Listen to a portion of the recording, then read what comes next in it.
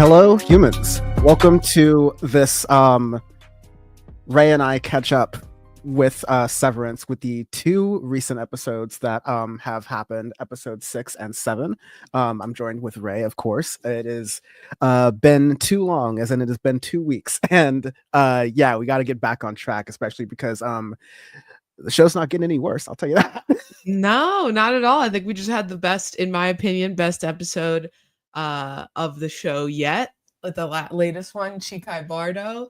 So there's definitely a lot to talk about. I feel like all of my theories about what they're doing were completely dismantled in that episode. I watched it and I was like, well, I thought I knew what the fuck was going on. I actually don't know anything at all.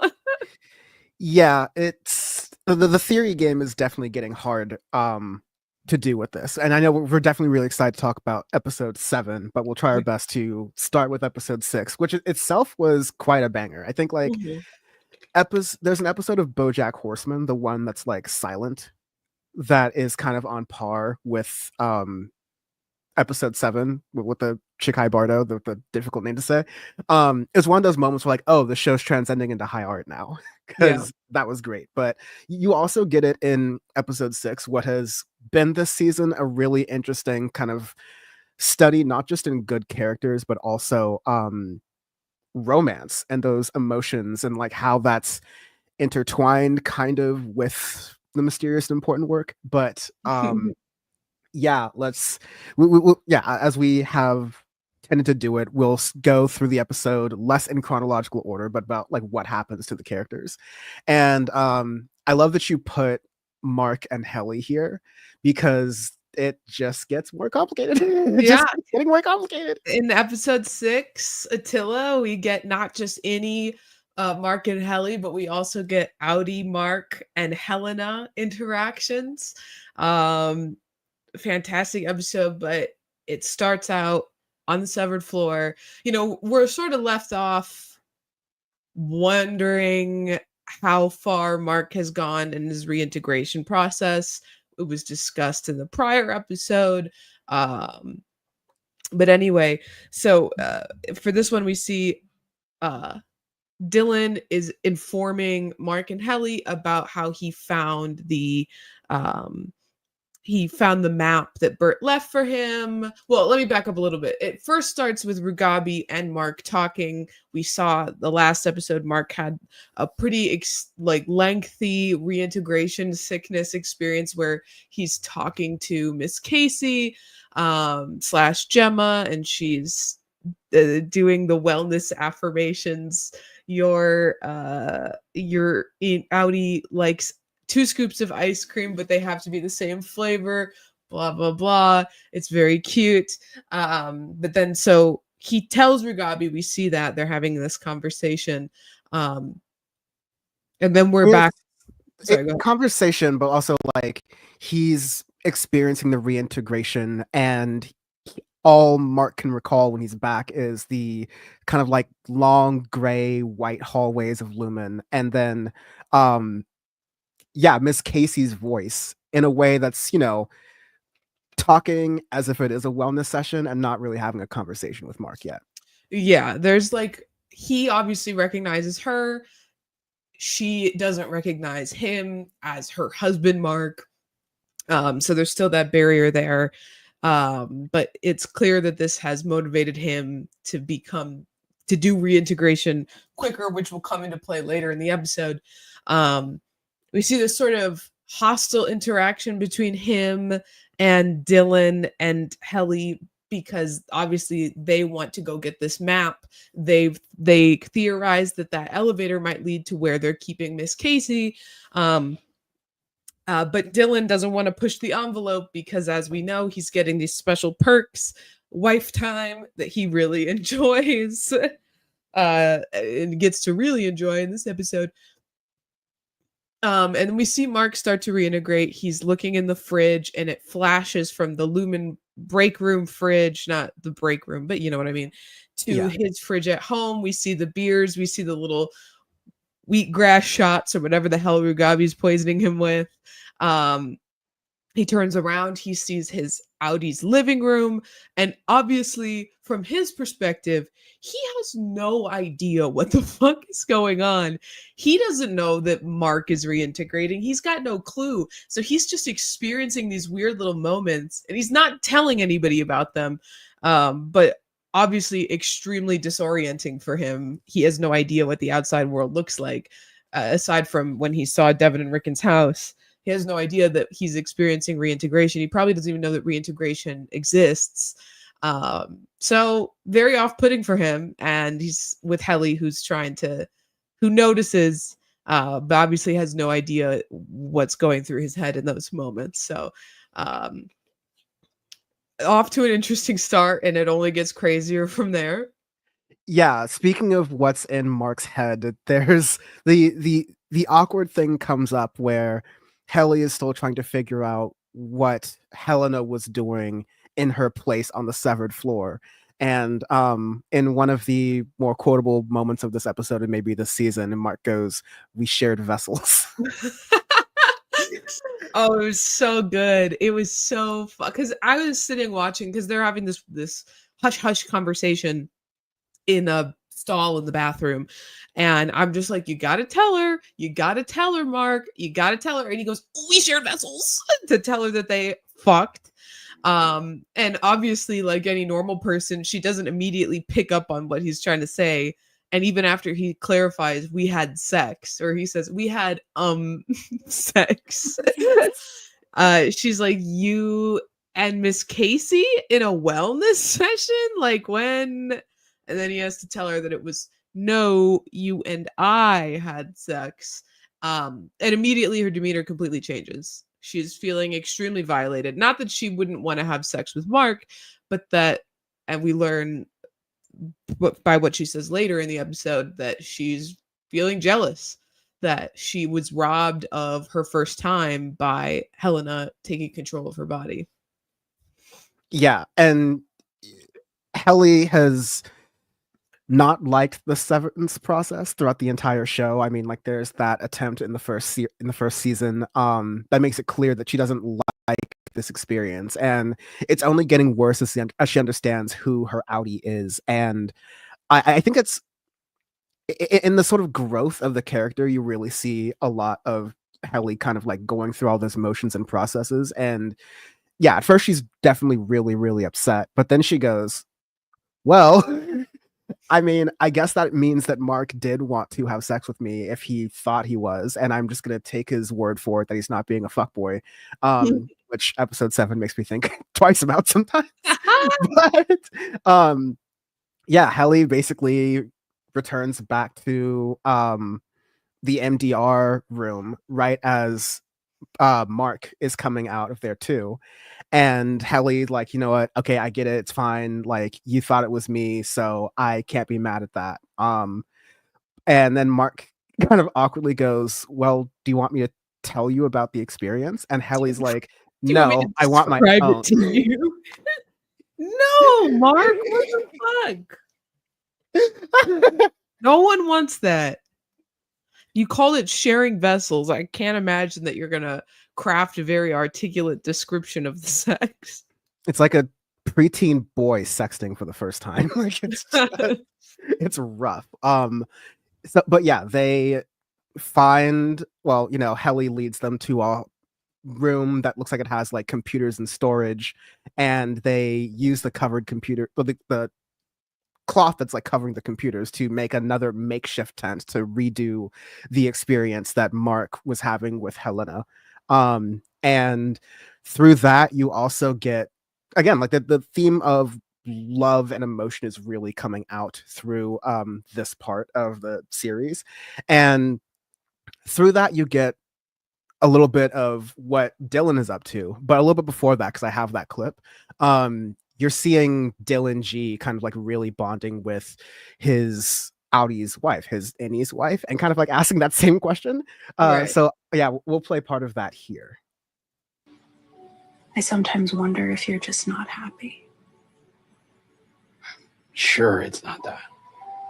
Because, like, you know, I mean, here with you, I'm super happy. I just like want to hear about all my offspring and stare at your face. Sorry, that was weird. No, it was really sweet. I like it. I like this. I wish we could really be together. Like, all the time. I mean, we are. Aren't we? You and him are.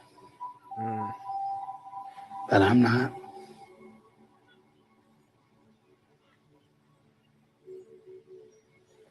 Oh. Yeah, that's so brutal. Is it okay if we try the hug again? I kind of like the hugging.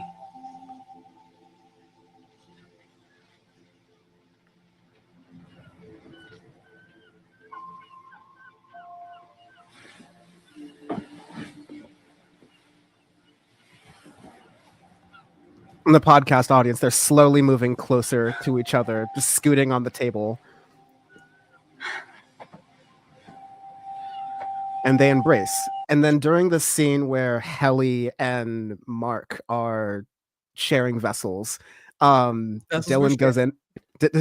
Vessels were shared. More vessels are shared in a way, and Dylan goes in for the kiss with his wife. Which poses a question for us. Is this cheating? Is she cheating on Dylan with any Dylan? You kind of, yeah, it really, and there's a lot of, later on in the episode when Audi Irv is interacting with Audi Bert and Bert's life partner, you get a little bit of that sense of jealousy. You get kind of very philosophical, and we'll get to that in a moment, about what is the extent of an Annie's life compared to an Audi's life. Like, they're sort of separate, but the question of like, are you treating the Annies like people still, or should they be treated by people, especially by like the larger society, who sees the Severance thing as like a very, woo-woo offshoot Scientology type thing that it totally is. I see it accurately. Yeah, like to answer that question, I think there's something emotional there when Dylan talks to Gretchen, and like any Dylan is realizing that, oh, Audi Dylan is kind of, scattered and trying to find his thing and never really found the thing he was good at. But any Dylan at Lumen is good at macro data refinement, whatever that is. And so, yeah, any Dylan has found a thing that makes him confident. And it seems like Audi Dylan is, a decent father from what we see, but maybe like a little bit distant and out there, maybe for some like mental health reason. But I mean, like, everyone in the show seems to have some mental health problem with their Audi. But because of that, it's like, I don't know, Gretchen is, it really is dependent on how you see the philosophy. And I feel okay with saying that, like, Gretchen is in love with a side of Dylan that she doesn't get to see outside. And you can tell later on the episode, she's like a lot less, she seems a lot less present than she was for any Dylan, and even doesn't even describe what the meeting was like to Audi Dylan, because she's probably still in her feelings about why she is showing more feelings for the work version than the outside of work version. Right, absolutely. And you can see that, like, this is she doesn't necessarily make the strong I was going to say she doesn't really sever them in her own head. Because you can see there, she says, we're together all the time, aren't we? So she doesn't necessarily see this distinct difference between, I mean, obviously in her interactions, she sees that he doesn't know anything about their outside life, but she's not viewing it that way in that moment. However, and we could talk about this now, when she's at home with Audi Dylan, she lies to him and says that it was canceled, that she didn't go, because she does feel guilty about it. And I would say the Innie and the Audi are pretty much two distinct people. she probably is cheating, in my opinion, on Outie Dylan with Innie Dylan. But it's maybe like a longing for a version of Dylan that she knew or believed he could become that he never really amounted to. And I mean, flash forward to the scene where they're in their house. He's sitting there telling her that he wants to buy a car. They're obviously not financially stable, and she's having to, plead with him like, he can't buy a new car right now. And he says, okay, I'll just test drive. I won't make any promise. I won't sign anything. Make And any it's like, commitments. you know that he's gonna buy that fucking car that they can't afford and don't need. So he's dropping the ball out there, and I think part of it is because he's not killing it at work, or at least he doesn't know that he is. He hasn't found anything meaningful, and he doesn't have that sense of accomplishment that Innie Dylan has, because Innie Dylan kicks ass at refining macro data, eliminating the eels from the outside world. I think is what he said he thought they were doing. And but once he goes up that elevator, it's like he doesn't know what he did that day. He doesn't know if he's any good at it. He doesn't feel strongly about it. And so she says, right before the scene that you played, that he's had a lot of different hobbies, including scuba diving. Like, he's just searching for something that he enjoys and hasn't found it yet. And it's obviously taking a toll on their marriage, that he's just not confident. Yeah, I was trying to look back because it could have been a lighting thing, but I could have swore that Gretchen's hair was a different color at home versus seeing like seeing Innie Dylan. But I also looked at a couple of different angles of the actor's hair, and it seems like it's just like a lighting thing, because I would have had a theory that we're getting a lot of time jumping in this part of the show, so it could be something to where they legitimately, I mean, they are spying on Dylan. They're like, well, this is going to become worse, right, as it has with these three. It could be something to where they wipe her memory, or like, Men in Black it, and so she doesn't have that full thing. But I tend to believe that's more she's struggling with this emotional thing. Yeah, absolutely. It'll be interesting. That's all we see of them this episode. Watch this space. I will say again, we did theorize that there was going to be Gretchen becoming attracted to Innie Dylan in a way that she isn't to Outie Dylan when we were first introduced to her character. So once again, audio face, pat on the back. We were right. Very smart people here. Many such cases. Excellent media literacy. But yeah, let's move back towards Mark and Helly's plotline, because Irvs is so independent from the rest of the episode. We'll just do him. We'll do him on his own. I'm so worried about my boy. I'm so fucking worried about. They're gonna kill my boy. I can feel it coming. It's down horrendous. God. Okay, but so Mark and Helly have their little tryst. They're walking back to the MDR room, and smooth as hell, Helly makes a joke like, oh, was she better than me or whatever, and he leans in and just one fluid motion and puts her up against the wall and starts kissing her. Literally, like, I was like, God damn, okay. This guy had sex 2 times and he's making moves like this? Shit. But he pulls back and says, you're bleeding, and wipes some blood off of Helly's cheek, and she says, no, you're bleeding. And we see that he's having a nosebleed. So he is taken to Miss Huang, who, side note, we'll talk about this in a second, Milchick has put her in charge of the 7th floor today. He has something he needs to do, and it's freaky. But so she gives him she puts a tampon in his nose.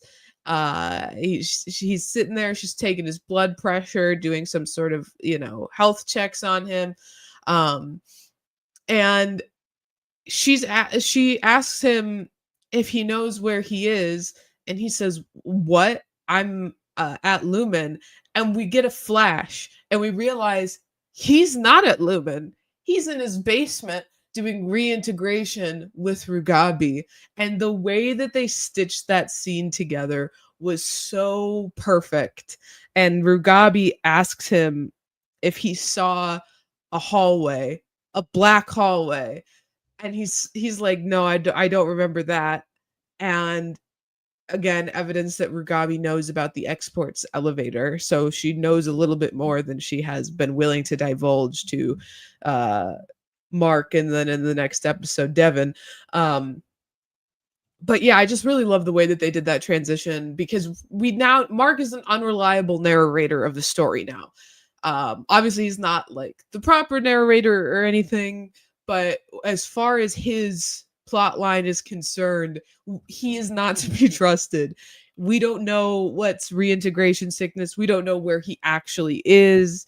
And so I think that they did a brilliant job of creating that doubt in us through that scene.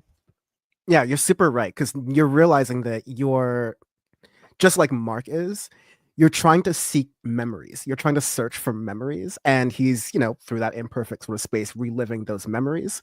And yeah, it's forcing him to look at certain situations or moments and really wonder what at this point is the reality in that. But there's also so much in there. Like, I think that's the scene where Audi Mark starts remembering having sex with Helly R.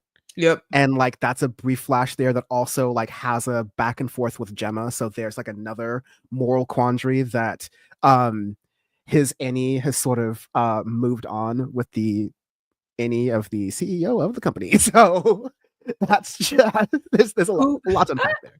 Who was about to make an appearance in his life immediately after.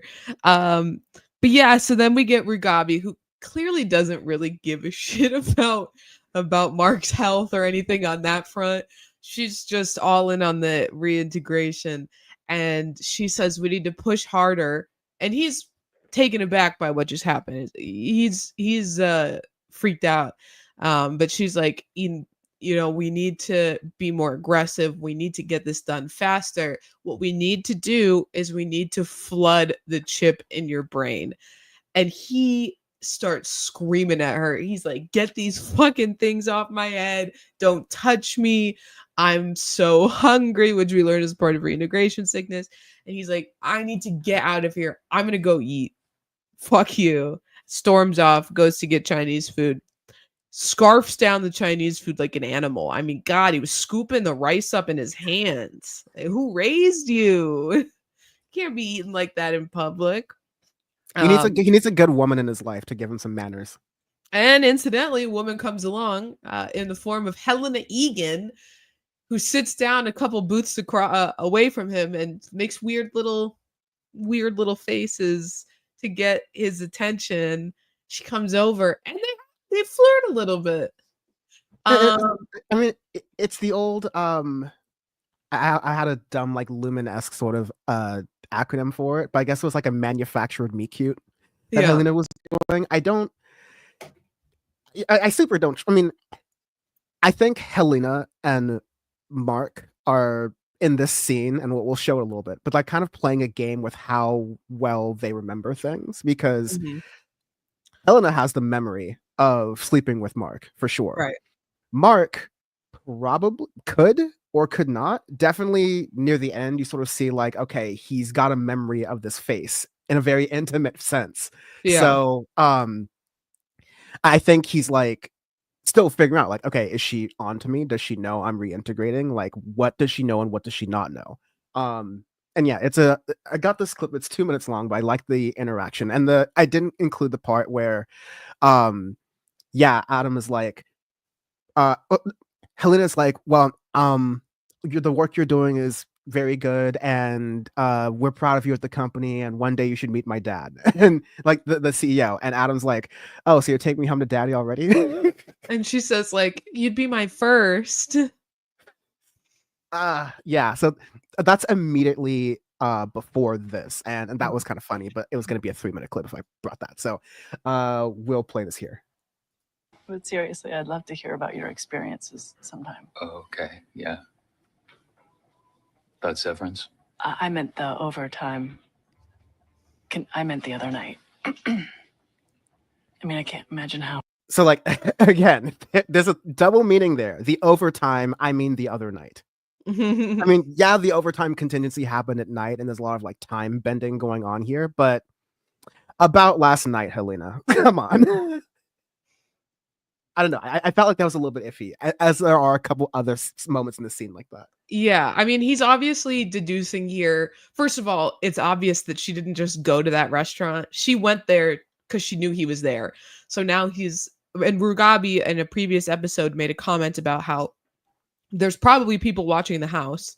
There's definitely like she can't leave because she's afraid she'll be caught because Lubin has eyes everywhere. And now he's like, oh shit, they really do have eyes everywhere. She knew where I was going to be eating dinner. I didn't even know I was going to be here. So she must have been waiting for me outside of my house and followed me here. And she's trying to pry information out of him about the overtime contingency because obviously Lumen is very interested in what happened that night. They want to know how much he knows. So it definitely wasn't like an innocent, like, so sorry that happened. You know, you can tell me about it if it would make you feel better sort of thing. It's like, we need to know what you know. Oh yeah, and you can tell the great job of Britt Lauer for doing the acting here, but Yeah.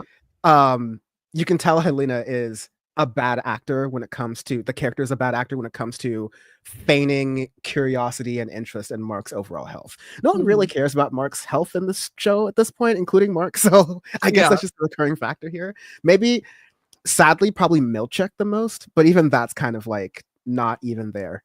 Right. But yeah. Confusing. That must have been traumatic even. And I know you've already been through so much with losing your wife and all. Hannah.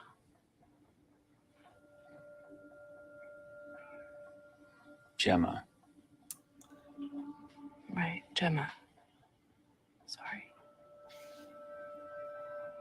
It was a car accident, right? That's right. Yeah, it's such a shame. She was so young.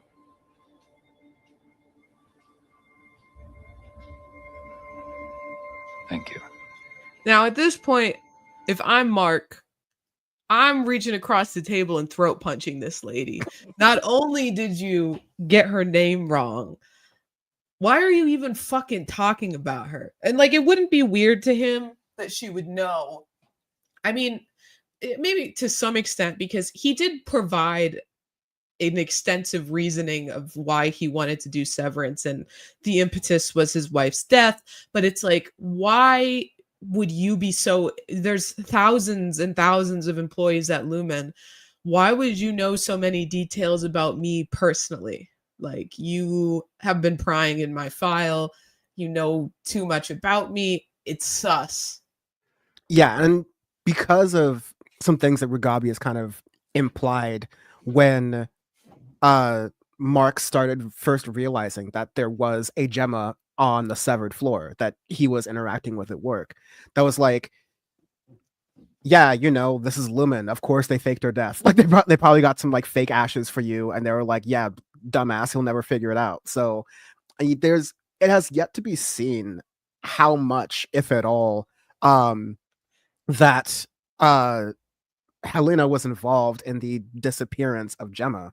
And you definitely see, not to skip over, but in the next episode, you see some plans that Lumen had for Gemma / Miss Casey all along.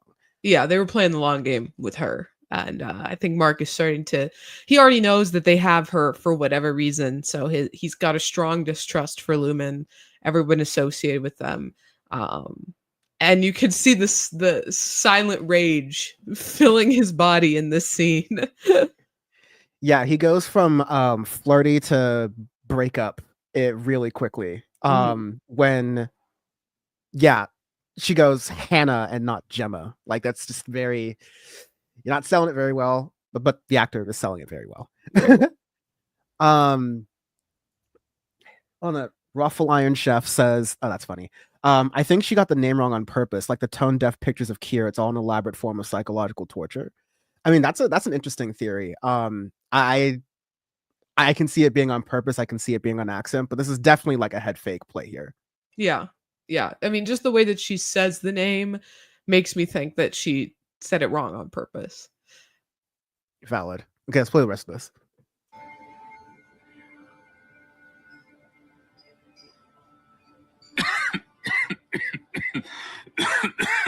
Are you all right? I'm fine. I just about finished here. Okay, right. Well, it was nice to meet you, Helena. Yeah, you too, Mark.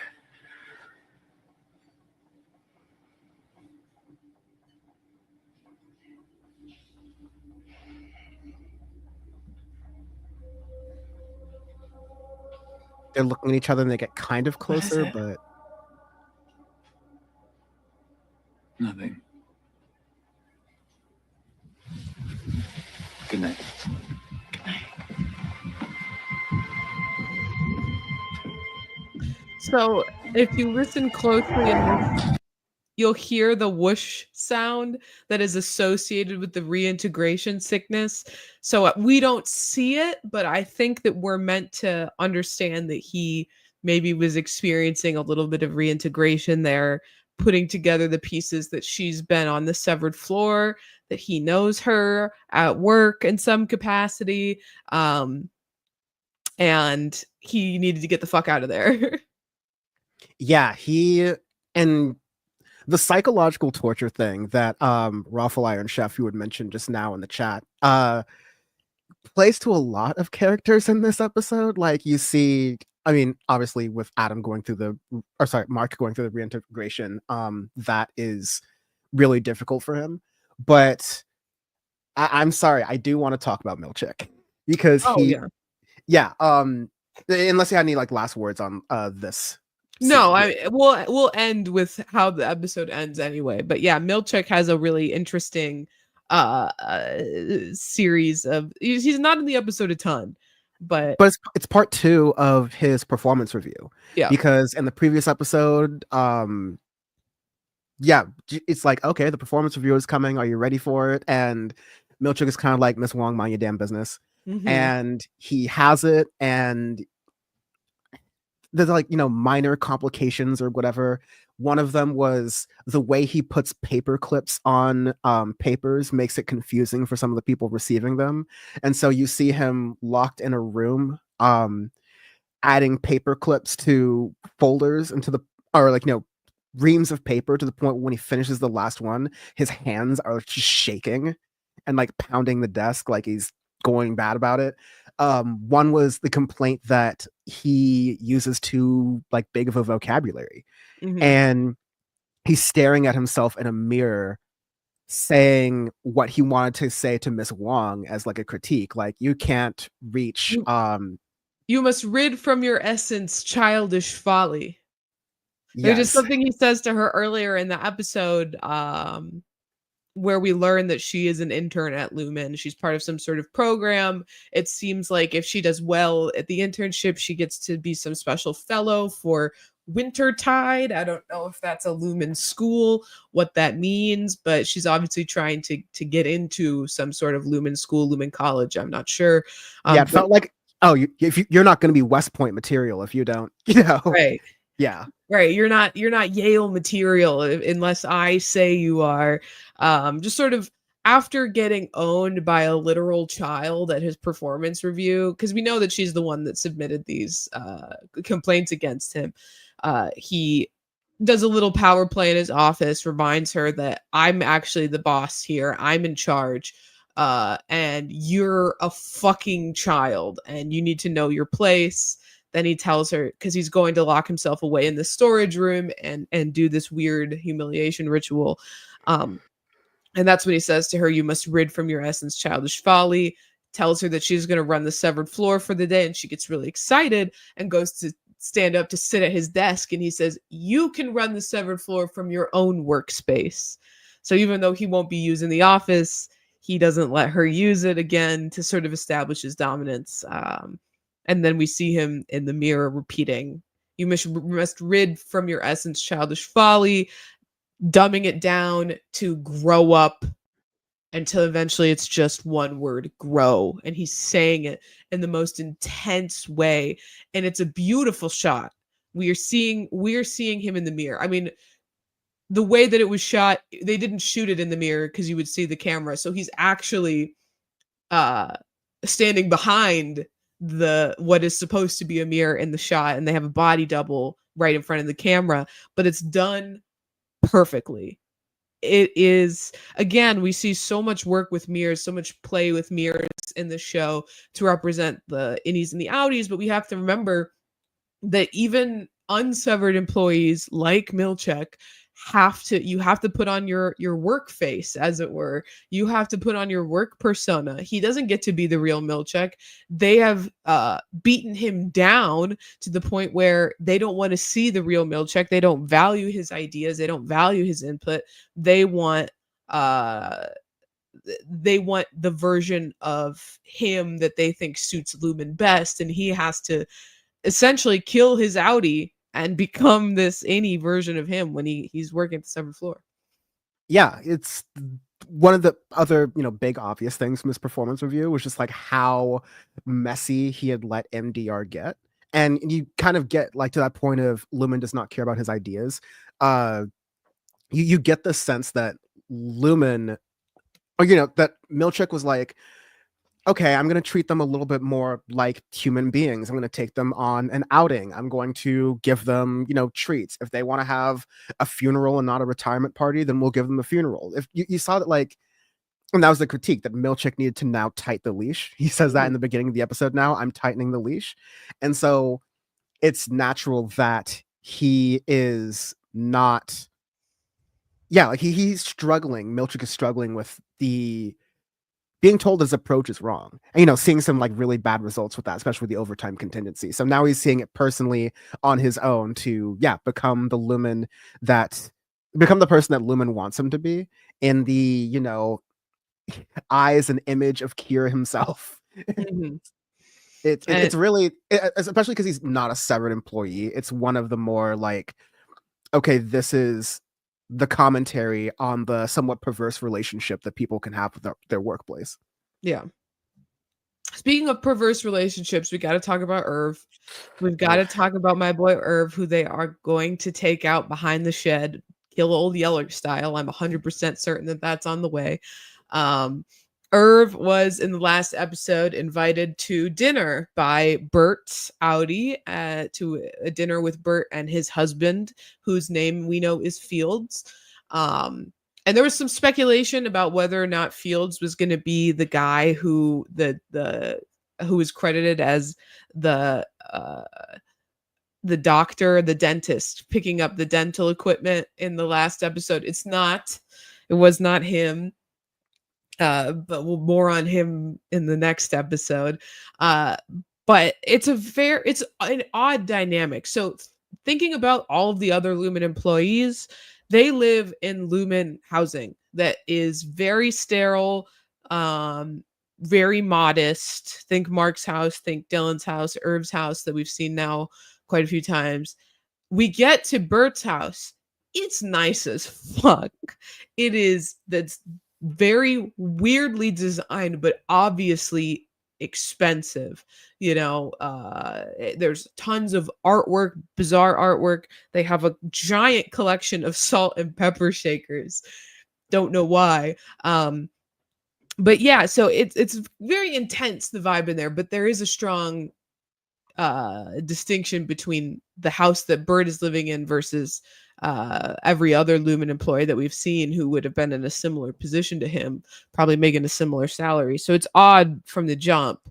And there's tension between Bert's husband Fields and Irv pretty much immediately. Really quick side note, I will say, when Irv is in the car waiting to go in, we see him combing his mustache and checking himself out in his reflection in the mirror, which is cute because Felicia told Irv that before Bert went to go meet Irv at MDR for the first time, that he spent several hours making sure his hair was perfect. So we sort of see the outie version of that coming from Irv. But yeah, the dinner is very intense. It's very weird. We got to talk about Irv asks Bert well, one other point I want to say.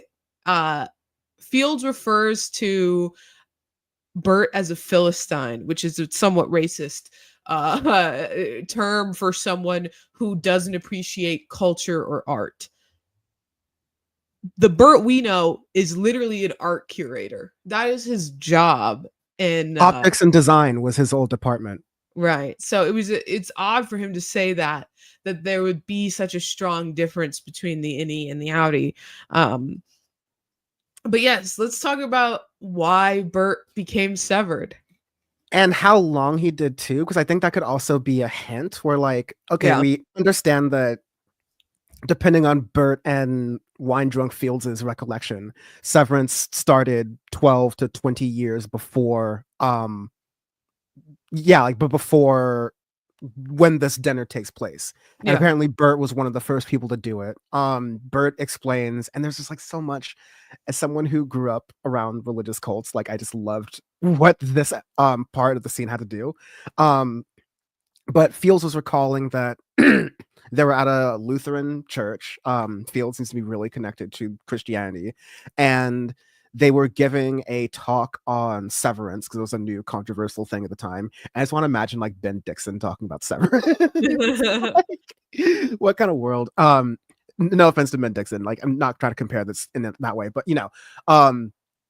yeah, there's this concept that an innie can pay for the sins of their outie and make it into heaven.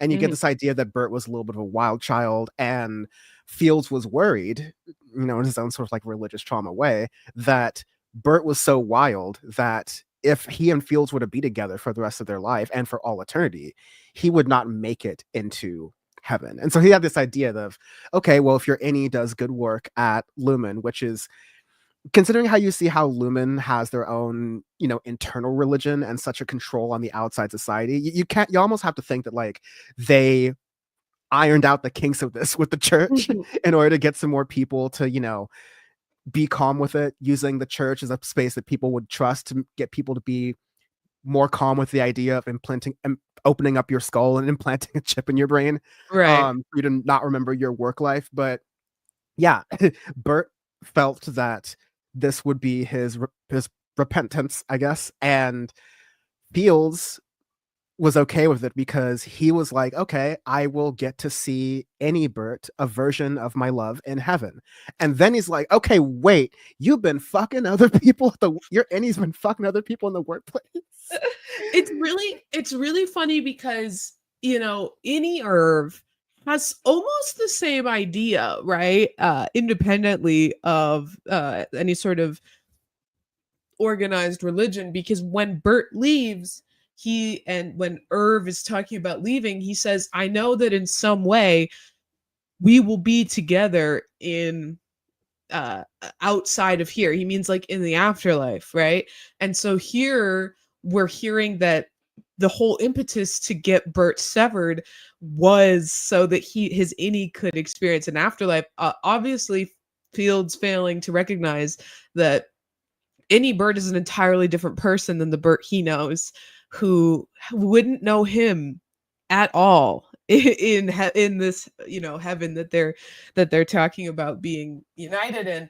I will say the way that Bert is so certain that he won't go to heaven, he refers to himself as a scoundrel, but the way he's so certain that he won't go to heaven, to me, signifies that he has done something irreparably evil, right? He wasn't just, I don't know, sleeping around or like stealing money from people. He's done something unforgivable. So then And it's not being gay. It wasn't being gay. That was not the problem.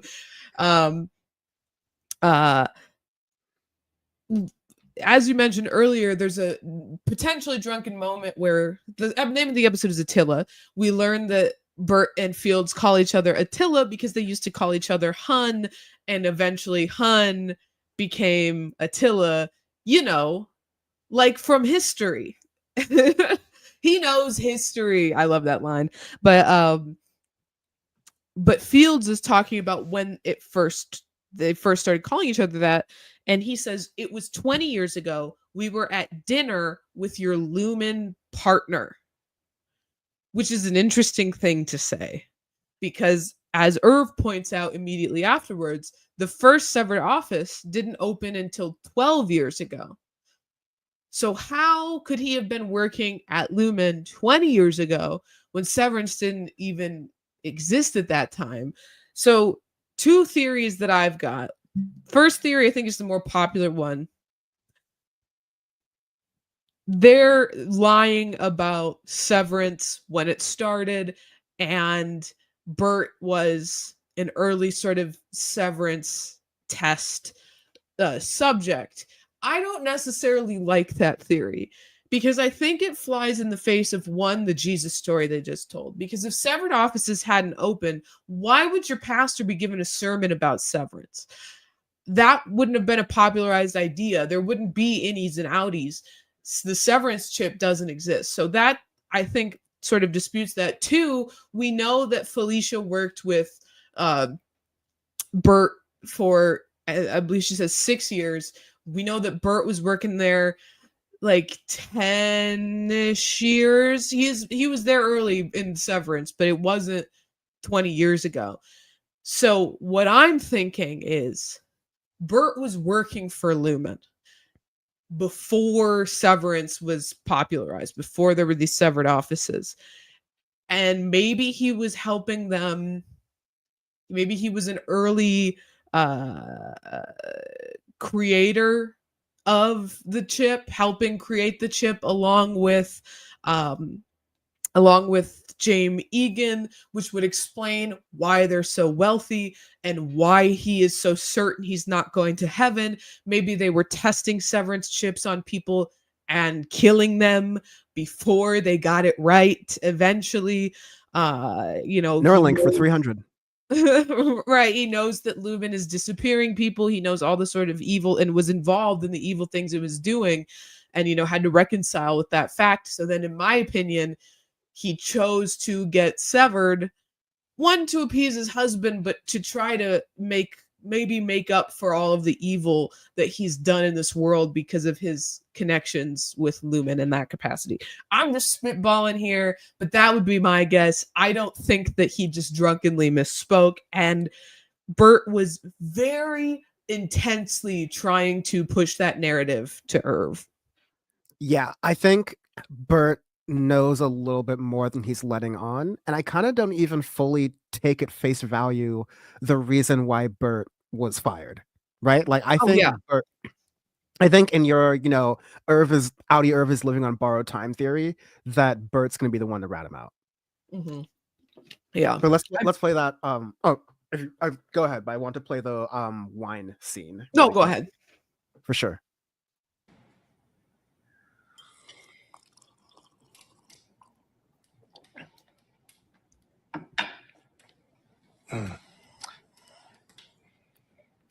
The corner's very special. Do you think you two ever made love at work? Phil, Jesus. Can we not just be pragmatic adults about this? There's a non-zero chance that the two of you had unprotected sex. And so I felt the right to ask. Are you done humiliating our guest? Sounds like I'm mad, but I'm not. Cards on the table. I've been talking to Pastor Gale about this. I believe that Innies deserve. Yeah. Pastor Gale, 100% a Lumen plant. 100% a Lumen plant. Absolutely. Yeah. If that was the pastor that was giving the sermon about severance, and he says earlier, it was as if the pastor was listening to our conversation, because they were having a conversation earlier about severance. And then ultimately that was the sermon that day. Yeah, 100% a Lumen plant. I believe that Innies deserve to experience love.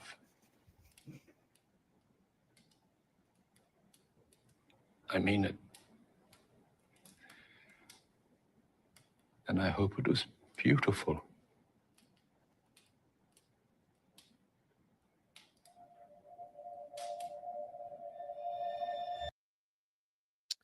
That was an intense scene. And yeah, the Bert and Irv side story is not the big show on Severance. It's not even like the second show that's going on right now. I would give the second one to some tie between Dylan and Milchek, but and even a little bit of Cobell in there, right?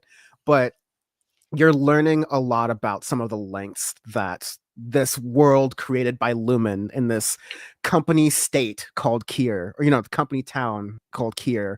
Um, the lengths they'll go to psychologically play with people, knowing that okay, religion is going to work with this person to get the results I want from them in the workplace, or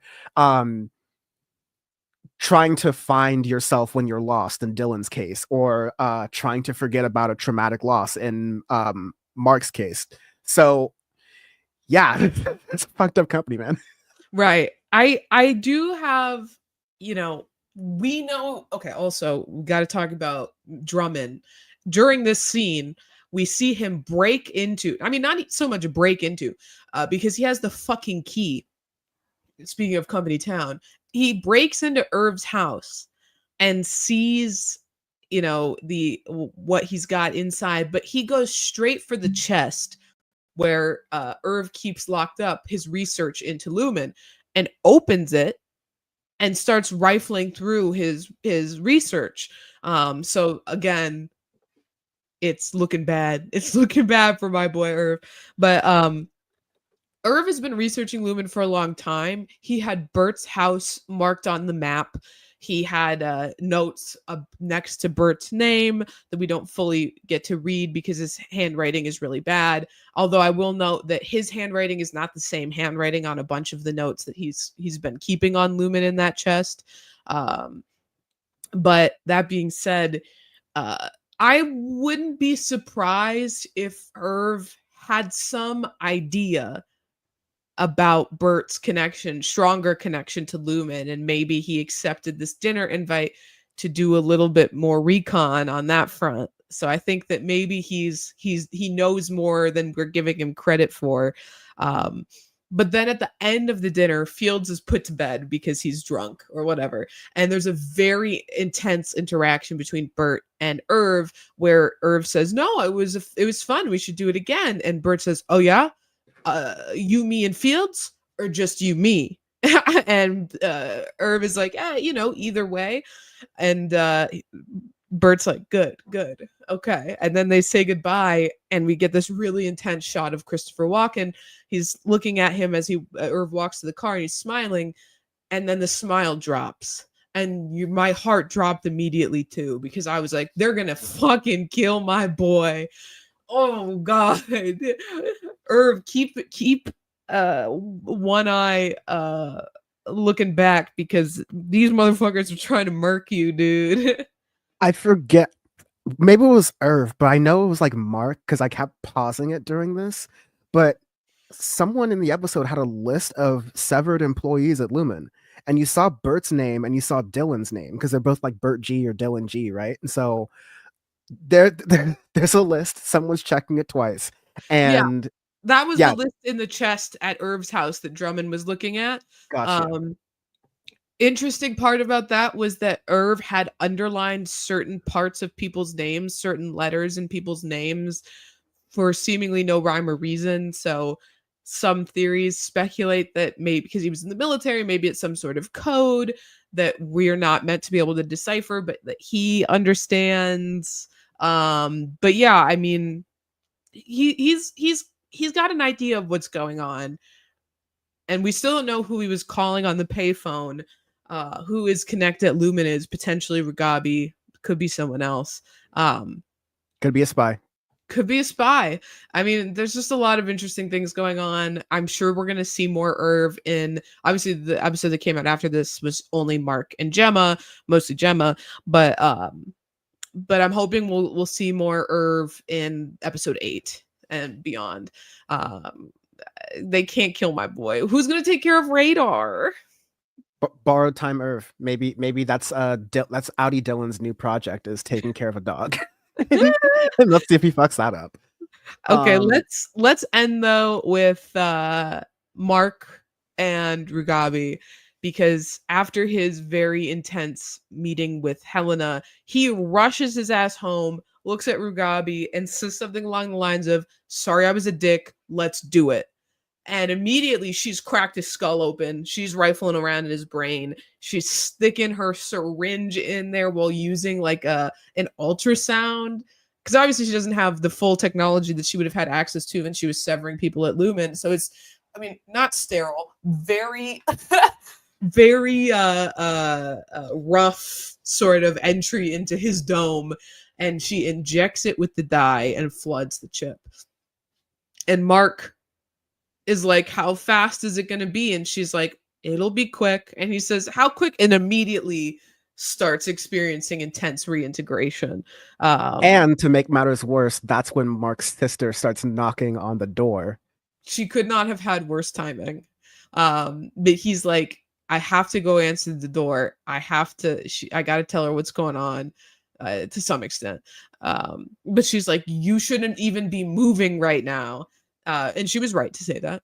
So he goes and opens the door. He's kind of Devin is asking him how's the light thing going, because she thinks that that's still his plan, was to get that message to his innie that way. And he's like, "Oh, I'm kind of trying something else," but he won't tell her what it is. She was talking about Gabby Arteta, the woman who was severed and pregnant, talking about, maybe thinking of doing something on that front, which we learn a little bit more about what her plan is in the next episode. But we see Mark having a stroke. We see him unable to pick up his water glass that he just poured. His hand is shaking. He's yelling and then says something like, "And what's burning?" And she's like, "Nothing is burning," which is when we put the pieces together. Oh, boy is about to have a stroke. He hits the floor so fucking hard, falls and smacks his head on the floor so hard that Rugabi hears it, flies up the stairs, rolls him on his side so he doesn't choke on his vomit while he's seizing. And the episode ends. And we're like, shit, did Mark just die? Irv outlives Mark. That's funny. But it was a great episode. Super intense. It was a great episode, and the pairing of 6 and 7 are really great. I can't wait to talk about that, because it kind of puts you in the right place. I just a transition. I'll read a couple of comments that have come through here. I liked one thing. Ruffle Iron Chef earlier said that I think Helen is trying to steal Mark's soul or something. I don't know what macro data refinement is. It could be soul snatching. Yeah. Because Helena was doing another type of soul snatching earlier. Hello. Other question. What do all the city names have in common? I think data centers. To have a data center somewhere, you need to be near a body of water. It needs to be cold. Yeah, I haven't really cracked all the code names. We get to see a lot of them in Gemma's Shop of Horrors by going to like Wellington and Cold Harbor and all these other different things that maybe there's something to be said about the names. To me, they all just seem like weird code names, but yeah, the theories are flying with these. Mm-hmm. And Tron Chaos says, "Hope everyone's well or getting better." Likewise. I'm doing relatively good after a week of birthdaying. Back at it. But let's jump in right now to episode 7. The most beautiful Chikhai Bardo. Yeah, the most beautifully shot episode of the series. It was directed by the cinematographer for the show, and it was her directorial debut. She fucking killed it. It is gorgeous. One shot in particular is impeccable. I'll describe it when we get there. But we also learn so much. It's essentially Gemma's debut, because we have not met Gemma we've met Miss Casey. We've not met Gemma at all. in any meaningful capacity in the show. And essentially the actress really didn't have anything to go on, but she created such a rich, character to portray that you immediately fall in love with Gemma.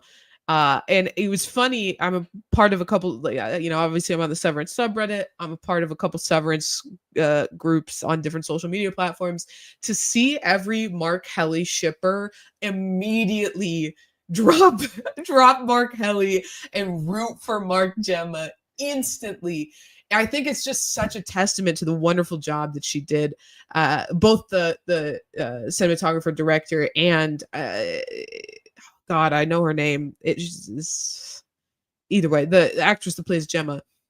I know I could spell it out. I have no idea how to pronounce it. It's like Ditchin Lackman. Yeah. Lakeman. Yeah. I'm not sure how it's pronounced, but yeah, she fucking knocks it out of the park.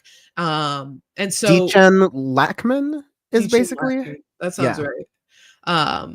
But yeah, I mean it's beautiful, and it's the Mark Gemma lore episode. We see their backstory, we get all this world building, and we see them meet and see how Lumen has been at the cornerstone of every major event in their lives. So when they meet in the episode, Gemma they both work at Gans College, right? That's where they were professors before this.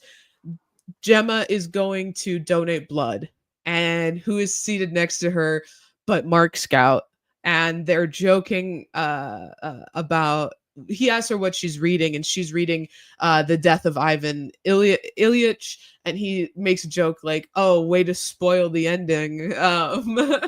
And she asks him what he's reading, and he said, All Quiet on the Western Blunt.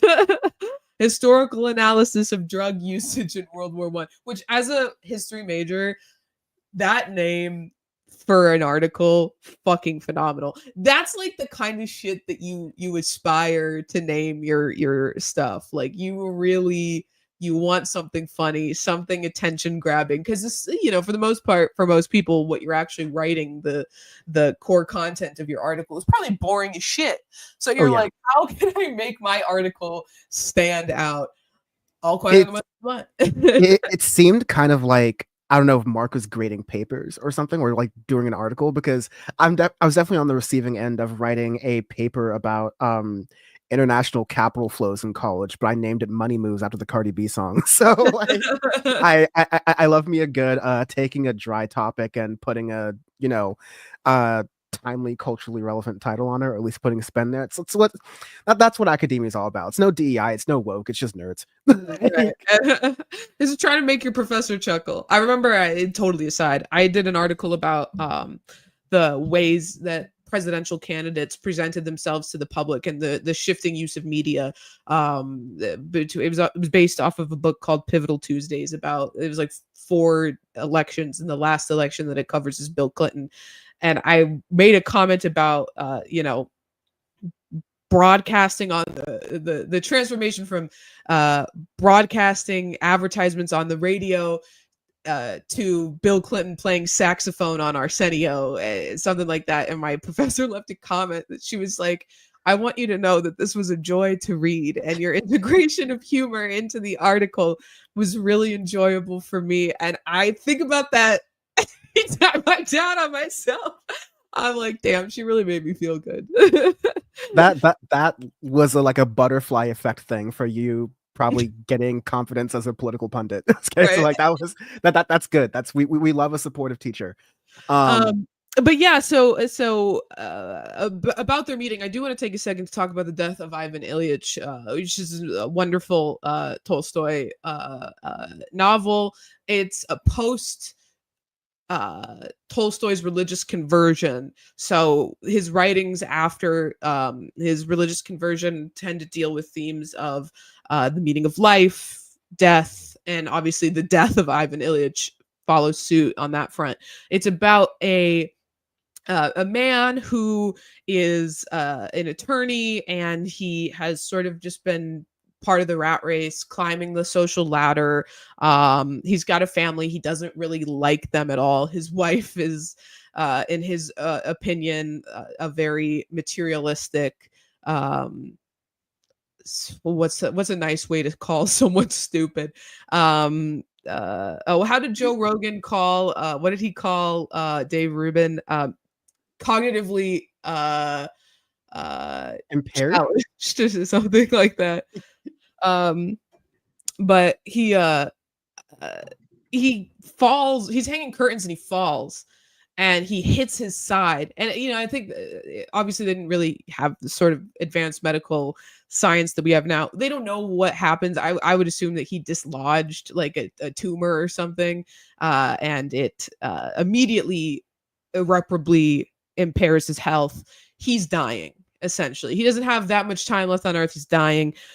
And no one wants to acknowledge the fact that he's dying, and he spends a lot of time laying in bed feeling sorry for himself and thinking like, I've done everything right, my life was going so well, I was doing well in my career, advancing normally. I've acquired it's a good amount of wealth, social status, I have a wife and children, I did everything, so why the fuck is this happening to me? And it's his interactions with the poor servant who's acting as his caretaker that make him come to the conclusion that I haven't lived this impeccable life. I've sort of lived a life completely devoid of meaning, just trying to acquire status, things of that nature. And by the end of the book, when he dies, spoiler alert, he comes to terms with death. He's no longer scared of dying. He feels sympathy for his family for sort of living this hedonistic life that he knows now is devoid of meaning, and he feels bliss at the moment of his death. And it's interesting because obviously the book comes up later in the episode again when Dr. Marin, Dr. Mar is in her room, and he makes the same joke that Mark made. We'll talk more on him later, but so I the themes of the show are important, right? Especially given, I want to talk about this now. I feel like the episode explanation is going to build up my theory here. But I think the final stage of, and what macrodata refinement is trying to do, is make severance chips for mass production to, essentially say that like you can activate it anytime you have to do some unpleasant thing in your day so that you never have to experience the unpleasantness. And I think that Cold Harbor is severing yourself from the unpleasantness of dying. Essentially is what I'm theorizing that it is. And the whole point of the death of Ivan Ilyich is that dying is not some horrible thing, it's beautiful. And incidentally, Chikhai Bardo is the first stage of death in Buddhism, the name of the episode. And she refers to it as ego death in the show. So I mean, there's a lot of these alluding towards death. Gemma's supposed to be dead. She's sort of in this limbo between life and death. All the innies sort of are. But yeah, I mean, the theme is that you have to experience life in its unpleasantries and faces of the point of the book. So I think that really ties in well to the narrative of Severance. You're trying to mass produce a chip so that people can rid themselves of experiencing pain, but there's some beauty in experiencing the hardships of life, and you can't divorce yourself from that reality. That's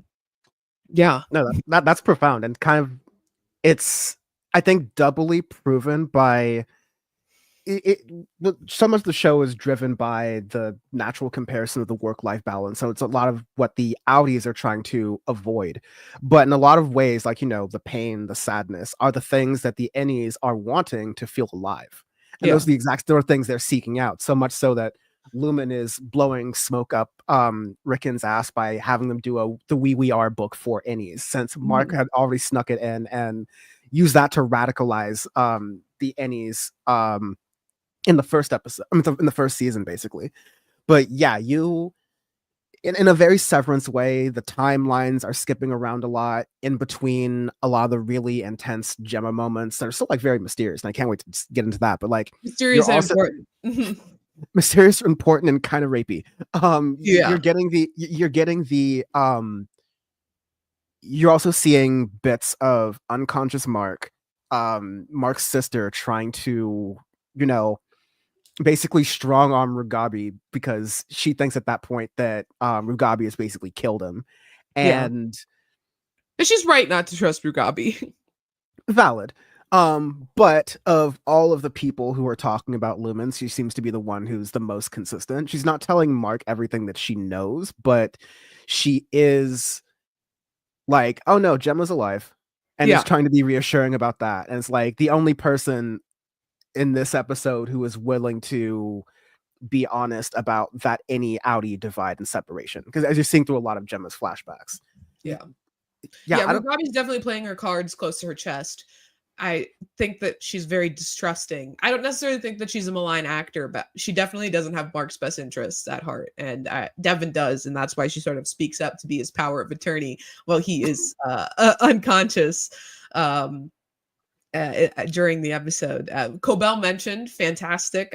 I can't wait to see her. We haven't seen Patricia Arquette pretty much at all since episode 2 of the season, and she's my favorite actress, and I definitely want to see more of her character. I feel like we're gonna see her in these last 3 episodes somewhere because she's on a war path on Lumen to, like, you know, be able to be a part of the end of Cold Harbor, or at least so she says. But you know, there's something within that, and it's interesting that even with the mindfuckery that was going on when Kobelvig was in full effect, it's interesting that Mark's sister still kind of has this trust, or it seems like. I don't know if she's playing a game with Rugabi, probably a little bit of both, but yeah, she's willing to basically risk losing Rugabi's interest in helping Mark over that connection to Kobelvik, which is, I think, is probably smart. But right. There's so much there. Mark is being described as, you know, he's reintegrating quickly and he'll come back when he like wants to, and it makes sense. And it seems like Mark's not, because Mark would have no memory of what Gemma is going through. So you're just like kind of going through that story, but you are seeing the bits where Mark is interacting with Gemma purely as an outie, not really talking about what's happening at work, even though you see some of the really like haunting parts of the episode where you see how Gemma interacts with Severance. And it's a lot more of a, instead of just going in the elevator and coming out like once a day, like we've seen all the other employees do to some extent, Gemma is in a little shop of horrors and constantly going into all of these rooms and coming out with no sense of time or memory like a severed employee.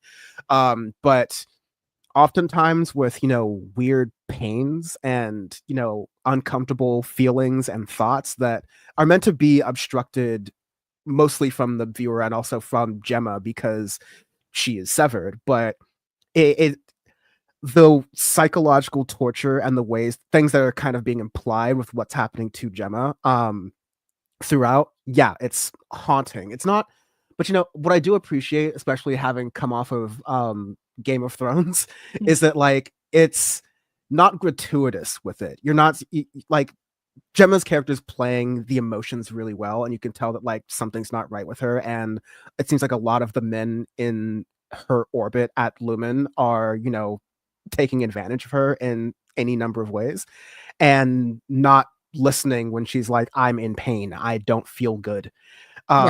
Just go into room, come back out. Sometimes you have to do 6 in a day or something like that. And she'll think that, oh, I hate it here, I was just here. And they'll play games with her like, oh, you were here 6 months ago, you're yeah, this is new for you.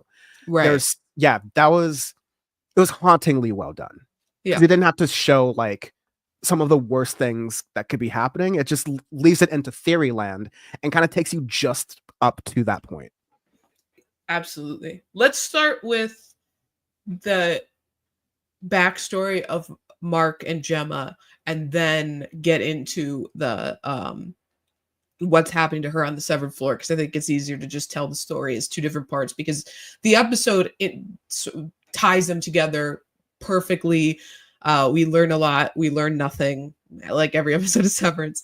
But we see this burgeoning love story between Mark and Gemma. We don't see their first date, but we obviously, as I just described a little earlier, we see them meet, and then we see that they at some point have had sex, and then he goes to her office and says last night was fun, and she's at the beginning sort of seems like she's pushing him away. She's like, oh, I have class in a minute, I've really got to go, and she's like gathering her papers. And he says, I brought you a gift. And he puts an ant farm down on the table.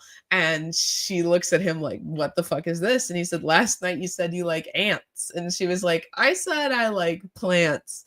But it's a very cute, flirtatious moment where he's like, oh, I guess I must have misheard you. And obviously it was intentional. But she's like, I hate ants, but I love farms. And then we see them kiss. And then we flash forward to assuming they're married, they're living in their house together, and it's just these beautifully done scenes of them holding each other, like dancing together, and the house is filled with plants that she's taken care of. It's gorgeous, which is a very stark contrast to Mark's house now in the show, which is sterile.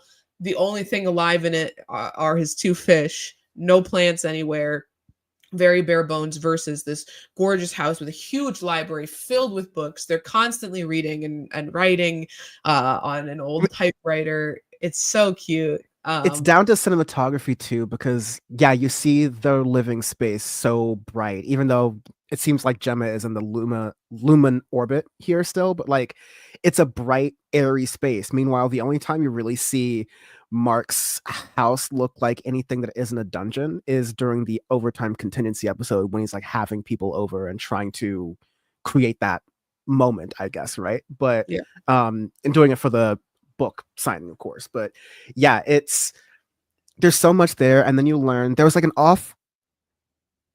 comment, not off comment, but there was a comment that Mark's sister had asked Mark, like, oh, did Gemma and you ever want to have kids? And in the episode, I think before that, Mark goes, yeah, we tried, but just didn't have any luck. And then this episode intertwines, okay, we know that Lumen's doing something weird with her body, but we also know that she's miscarrying a bunch of times, and Mark and Gemma really want to have a kid. And it's, again, haunting, not too gratuitous, but powerful the way they kind of show that.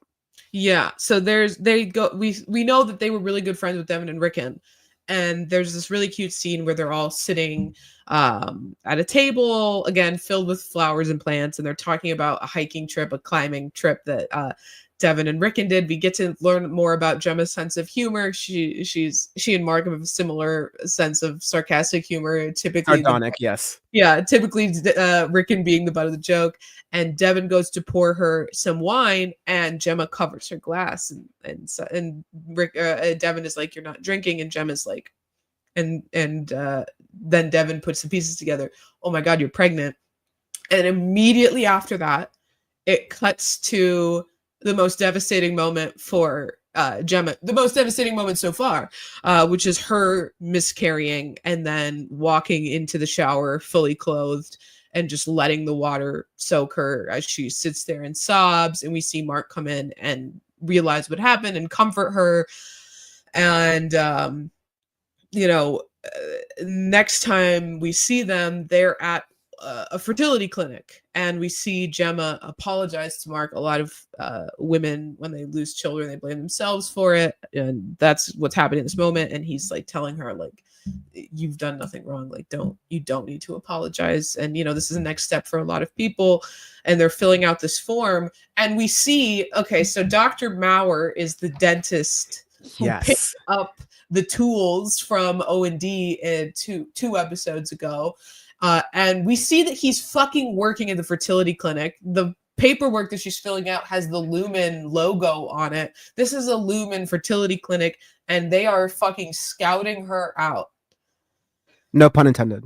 No pun intended. I mean, it's just mortifying to see how, and we'll talk about it later, but Maurer's obsession with Gemma, we learn about. It's disturbing, and to see that he's been doing this work to recruit her essentially for this long period of time is it's fucked up. It's super fucked up, and it just leaves you feeling so frustrated because at this point, like, they're still hopeful. They still think that they'll have a baby. Like, he's giving her these fertility injections in her ass. And the relationship is still very light and fun and meaningful. And it takes somewhat of a downward spiral. Not completely. I mean, it's never. Some fans were theorizing that Mark was some abusive asshole husband who would just drink and beat Gemma, which is crazy. That is not at all the Mark that we've met throughout the series. So it was such a an off-putting theory. But thank God that was not the case. Yeah, as far as we know. But yeah, it doesn't. It seems like I remember where that theory could have come from. I think in the last episode, there's like, oh, bargaining is one of the things you do where like maybe you would have drunk less or talked more. I was thinking, did Mark kill Gemma in a car accident while he was drunk driving? See, I kind of thought maybe that was the case too. We do learn that he could have been with her, or he could have kept her home from going to the event eventually when she's driving back, gets in the accident, and didn't. So I could see why he would feel a lot of guilt for that, even though it was not his fault. But so here in this part of the episode, once we see that she doesn't become pregnant, she takes a pregnancy test, it's negative, and so she's feeling very frustrated. And Lumen has been sending her the cards that we saw Dylan steal from O&D, which is Chikhai Bardo is the name of the card that she's looking at, and she describes it as ego death. You are the guy is fighting himself to kill his ego. And Mark makes fun of her a little bit for it. She takes some umbrage with that, and they have like a little fight, but she's like, this has been really helping me, which plays to the idea that she chose to get severed because she couldn't deal with the pain of not being able to have a baby, which is juxtaposed again with, as you mentioned, when Mark was on that date with the what are they called? The doula. And she asked if they ever had children. He says, no, we weren't able to, but my wife was very pragmatic. She said, that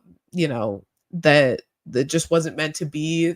Then we'll just move on with our life and go with the next thing. But clearly that wasn't actually how she experienced that event. It deeply traumatized her. Yeah. And more trauma to come, basically. You also gotta think that like those are the same cards, just to rejigger Force's memory again, that Bert was working on in optics and design. Mm-hmm. So you kind of think about like, I don't know if like Bert had that much of a say in it. You get the sense that like Bert wasn't just a rank and file worker, at least for his entire time at Lumen. Like he may have had some like say or thinking into something, which just creates a whole different layer to how he behaved in the previous episode to me. So I'm definitely keeping an eye on that because this show ties a lot of things together. Yes.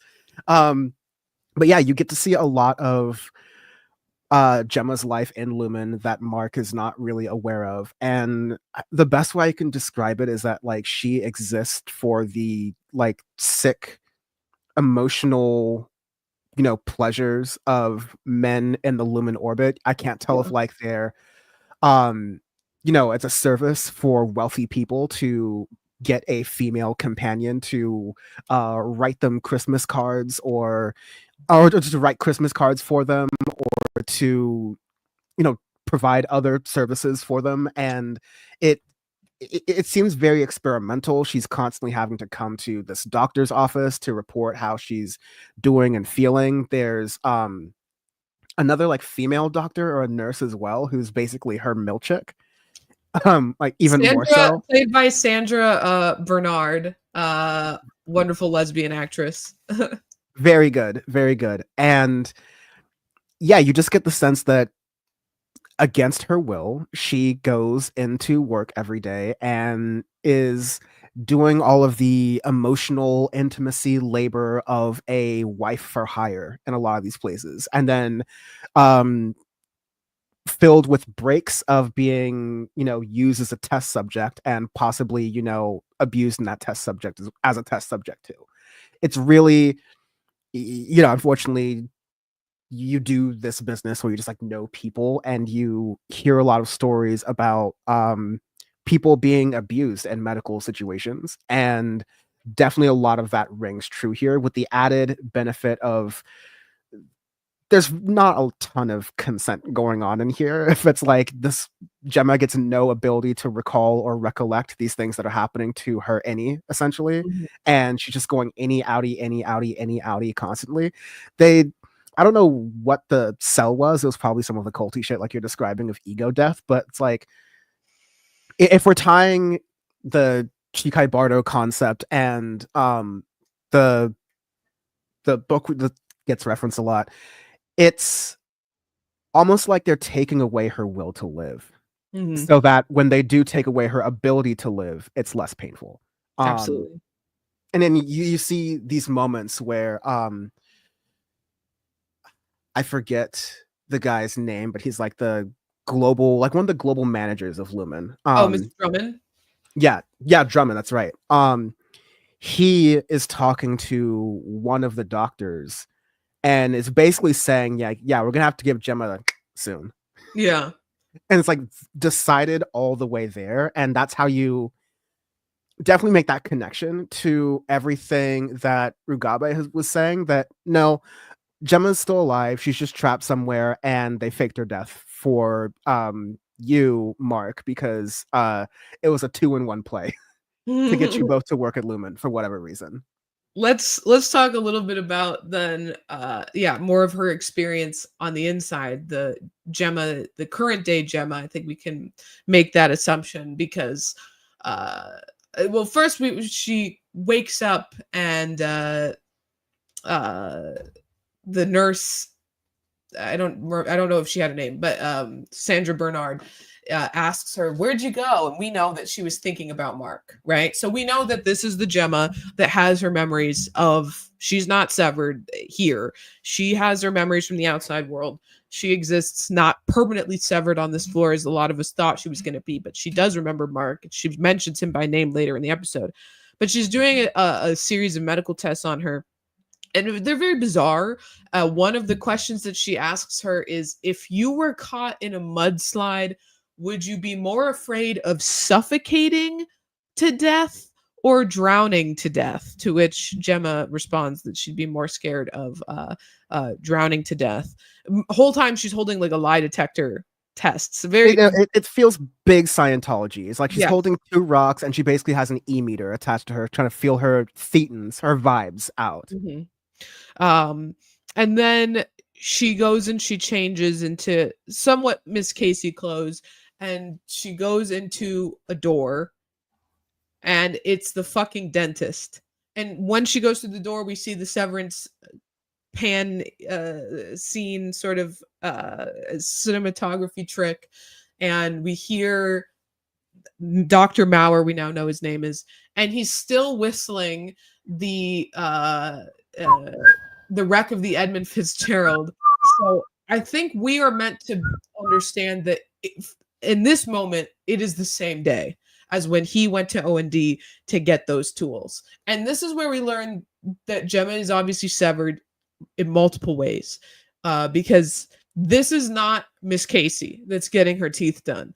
This version of Gemma only exists in that room and only exists to go to the dentist, because she immediately asks him, "Can we please take a break?" And he says, "It's been 6 weeks since you were here." But for her, no time has passed whatsoever. She only exists to be tortured by the fucking dentist. And then she leaves and they walk past a door that says Cold Harbor.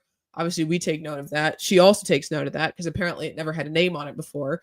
And she walks into a different room. And then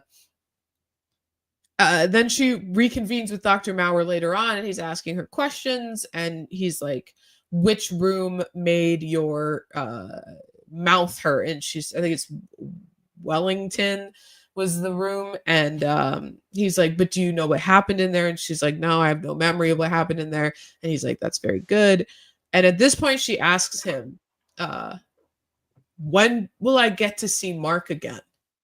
And he says, very, very odd sentence. He's like, you will see soon, you will see the world again, and the world will see you. And she says, so I'll get to see Mark. And he says, Mark will benefit from the world that you are creating.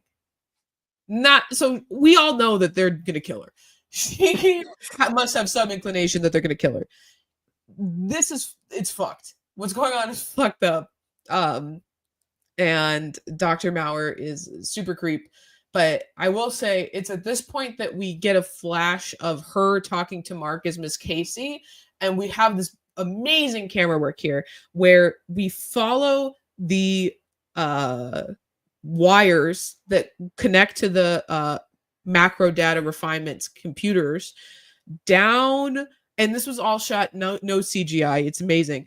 They go down through the middle of all the wires, and it goes into a separate room where we see a team of people called the Watchers, who all look like one of the members of the macro data refinement team. And Mr. Drummond is there, and Dr. Maurer is there overseeing their work. They're talking about progress on Cold Harbor.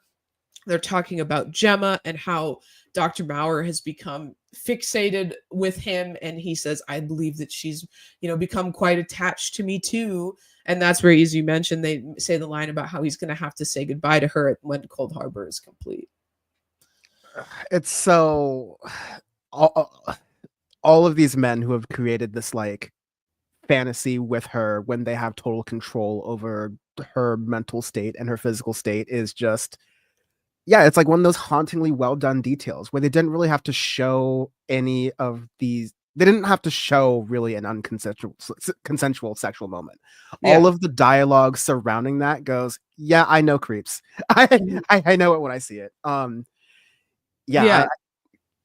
I feel like the one scene that really portrays that idea is Allentown, which is a room that she goes into. Incidentally, Allentown, the name of the Mark's freshman fluke case that he got that little picture of himself on his desk for completing in a single day. And she's in there, and it's Dr. Maurer wearing an ugly Christmas sweater, as Drummond refers to it. And it's decorated for Christmas in there. And she's writing thank you letters, which earlier in the episode, she made a comment about, I have to send them a thank you letter to the fertility clinic because they've been helping me. And he says, but you hate writing thank you letters. And here she is writing a fat stack of thank you letters. And when we see her, she's writing a thank you letter for a grouter.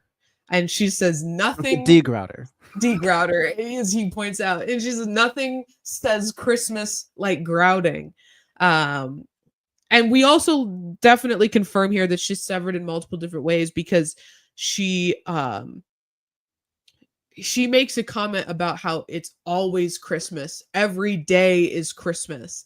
And I mean, these innies are being tortured in unique ways. Their entire existence is just to serve this man's like weird fantasies. Because as she's leaving the room, he says, I love you. And she doesn't say it back. And he says, I said, I love you. He's playing her husband in this fantasy. It's all very sick. It's perverted. It's subtly sexual. His fascination with her.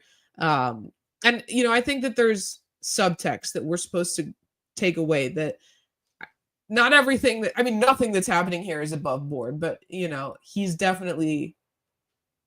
taking advantage of her in more ways than we're seeing on the screen.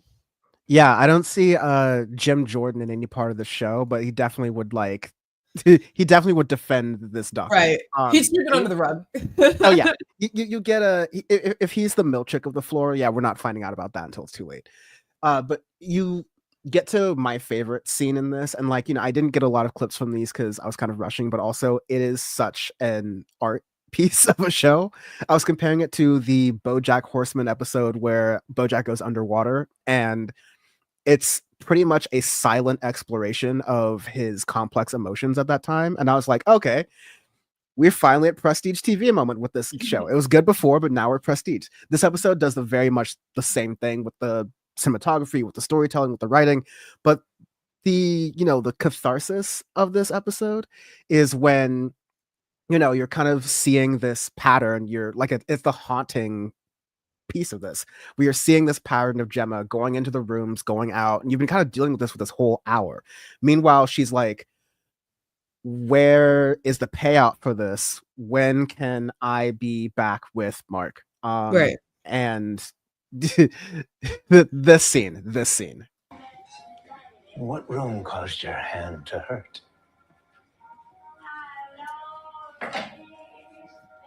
Allentown.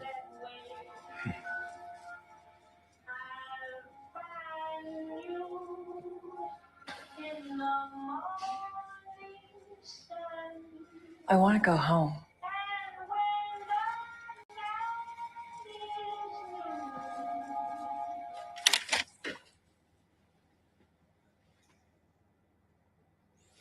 Your husband remarried last year, Liar. and he has a daughter now. Pants on fire. 3 Pinocchios. I don't believe you. Good. You've been gone a long time, Gemma. He's moved on. Maybe you've moved on too. In one of the rooms, what do you think?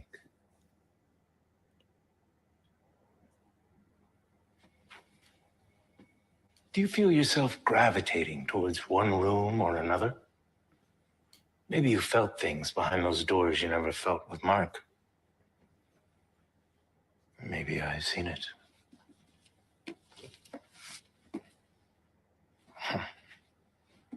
The death of Ivan Ilyich. Let me guess. He dies at the end. Yes. Got him.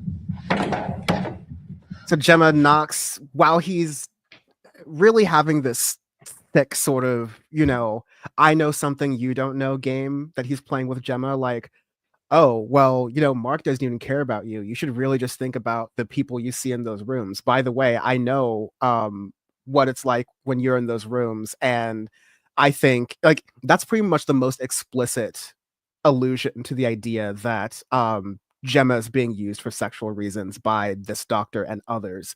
And they wipe her memory of it and just like get a sick thrill out of doing that. Yeah. So yeah. Getting hit upside the head with a chair was we love to see that. Gemma, there's 10 more seconds in this clip. Gemma reaches into his pocket to get one of the blue elevator key cards that gives you like hall pass level access to all the floors. Right. Like Mr. Grainer's card. Yeah. From season 1. Yes.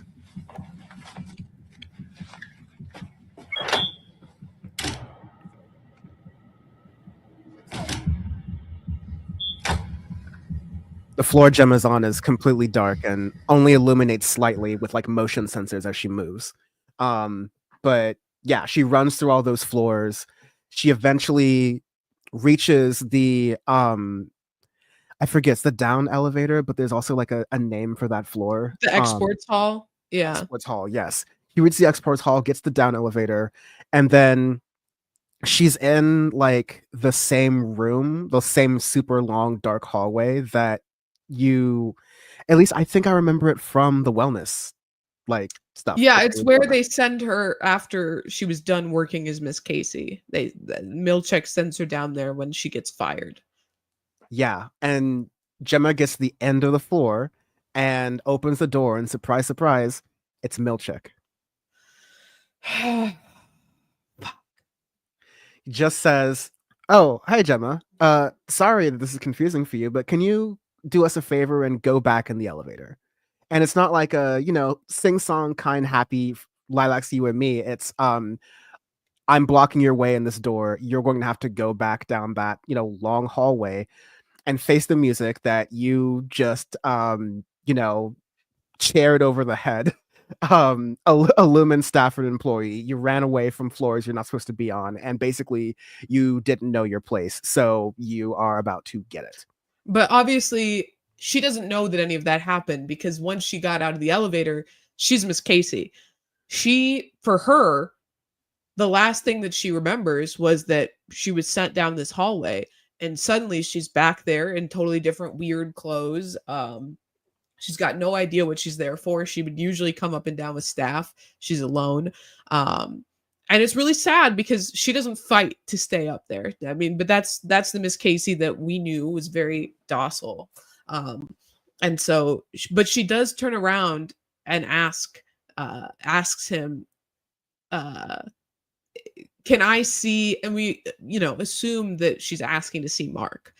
But he says, off you go, just like he said when he was retiring her, essentially. And it's really devastating. And then she goes down the elevator and realizes that she was unsuccessful. The door opens. She's back on the testing floor, and the nurse is there. Cecily is her name. Oh, okay. And she just curls up in a ball and starts sobbing because, and it's in the time where they're showing you this in the episode. We're also seeing the police show up at Mark and Gemma's house to inform him that his wife is dead. So it's like the lowest points in these two people's lives that we're experiencing simultaneously, this existential dread that they're both feeling. And it's shot beautifully, and it's so devastating to watch. Ugh. And that's the part where they do a couple of scenes back and forth juxtaposing Gemma's, what we assume are some of her last minutes on the severed floor, in that sort of state of consciousness. Yeah, just sobbing and crying for Mark. Mm-hmm. You see Mark looking at the door and seeing two police officers standing outside. And as the camera's sort of spinning around, you sort of see devastated Mark and devastated Gemma looking at each other, but in, separate spaces and separate moments. But again, really good cinematography. And that's the point where reintegrated Mark starts to wake up out of his coma. Mm-hmm. And Devin asks Mark the same question that Cecily asked Gemma at the beginning of the episode, which is, where did you go? And we know that both Mark and Gemma during that time were thinking of each other. This whole time that Mark has been passed out, he's been dreaming of his wife, and he wakes up with just this really sad look on his face, crying silently, and like covers his mouth, and then we fade to black, and it's the end of the episode. But I just cannot praise enough what a good job they did at fleshing out Gemma's character in such a short period of time. We learned so much about her and came to love her, and a character that we really didn't know anything about aside from the few details that Mark has said. And again, that's coming from his perspective, wasn't all necessarily true to the Gemma that we learned about in this episode. But yeah, fuck, it was so good. Definitely threw off a lot of conspiracy theories about what the show is going to be. I mean, so many of us, myself included, really believe that the end of Cold Harbor is going to be the resurrection of Keir Egan. I mean, potentially it still could be, but now it really seems like they are mass producing severance chips for everyday life, not just for work. They already weren't supposed to be doing it for pregnancy, but they were doing it on the side for well-connected individuals like Gabby Arteta, the senator's husband, or senator's wife, excuse me. But now it seems like, because we see her going to the dentist, we see her writing thank you notes, we see her on a plane that is having turbulence, and Dr. Maurer is the flight attendant on that flight with her, looking flies up and hits the ceiling. But we see her going through these very terrifying experiences for a lot of people, very unpleasant experiences that people go through in their day-to-day life. And she's severed in so many different ways. I mean, there's like 12 doors, so she's severed at least 12 separate times, plus as Miss Casey, so 13 at least that we know of. And we know that whatever MDR is doing is contributing to each of those rooms. Each room correlates with a case file that they've been working on. Everyone is 100% complete except for Cold Harbor, which Drummond mentions is at 96%, and they're stuck there because of Mark's nosebleeds. We're meant to believe that a significant amount of time has passed here, because it seems like he's missed some days of work because of his sickness. So they haven't progressed on that front. But yeah, crazy episode. Leaves a lot to wonder for the next episode. I don't have Apple TV up here immediately, but it's, you're most likely going to see it as a big one, I think. Yeah. I think that something about the description was like, okay, in this episode, like someone gets betrayed, or like it's going to be a really, you know, yeah, it's just gonna be like a really things are gonna happen in that episode. Like it's gonna be a really I keep missing the word, but I think it's gonna be really consequential. Um God, what is it called? Apple The next TV episode is called Sweet Vitriol. yes. Apple TV on a computer is so bad. Let me tell you, it's so unnavigable.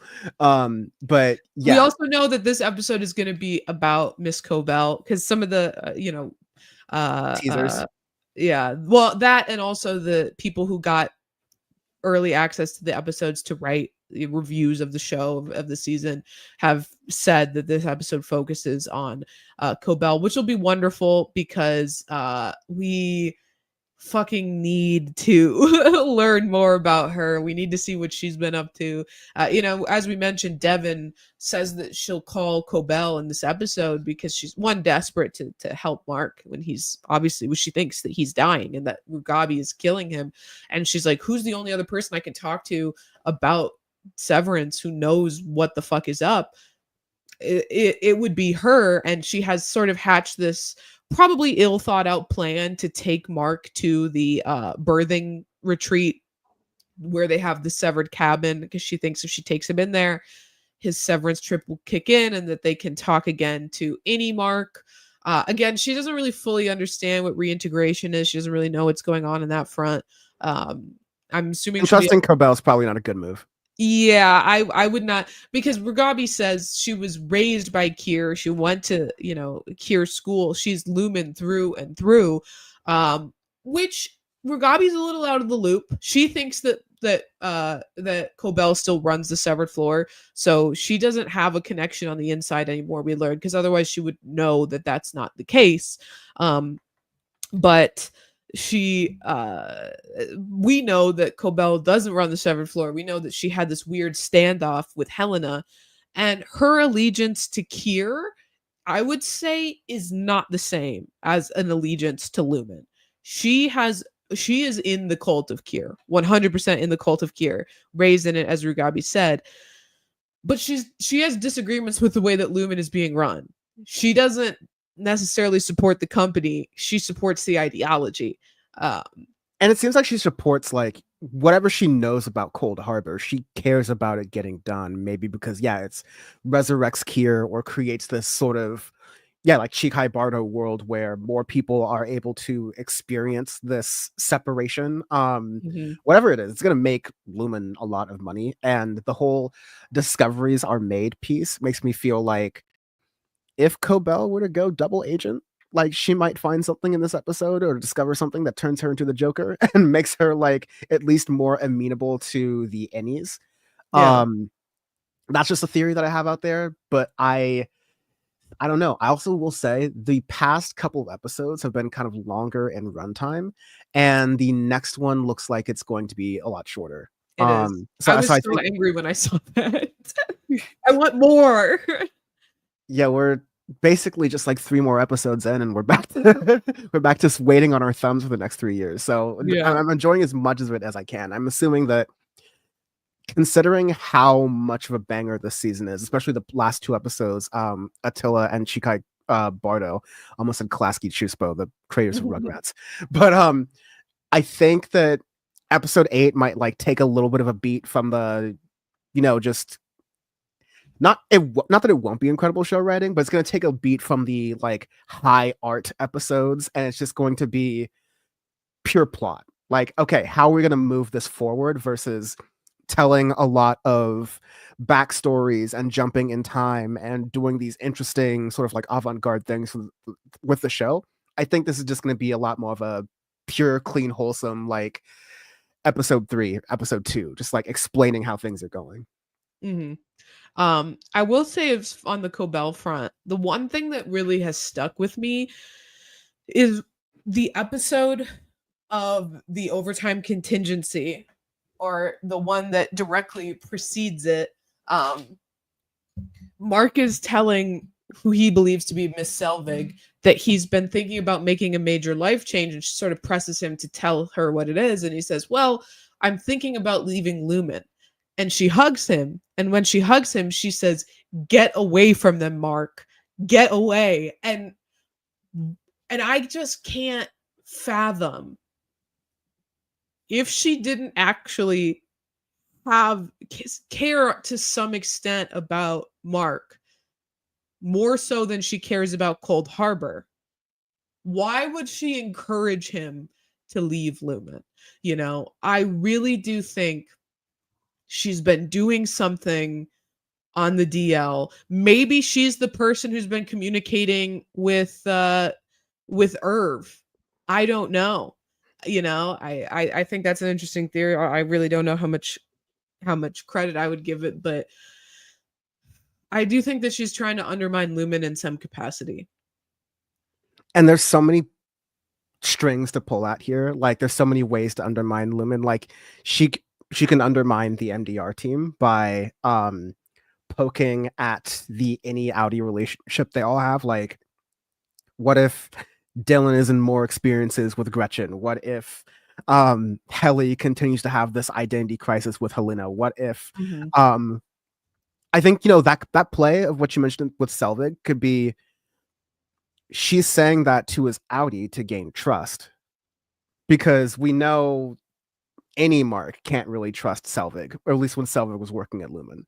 But yeah, there's something different about those two, and you definitely see that Selvig's willing to go on her own when she's like driving away from Lumen and then driving back because she wants her job back. It's very, I think a lot of these, I think that's fair, that a lot of these characters are still figuring themselves out and what their relationship to Lumen is and how much of a relationship they want. And that can be that I don't think that's a static thing for most of these characters. I think it's a dynamic thing where maybe there is something deep down in Helena that is really similar to Helly. That's like, actually, fuck this place. I don't want to be part of this company. I know it's in my family, but I would rather be defiant and do something else.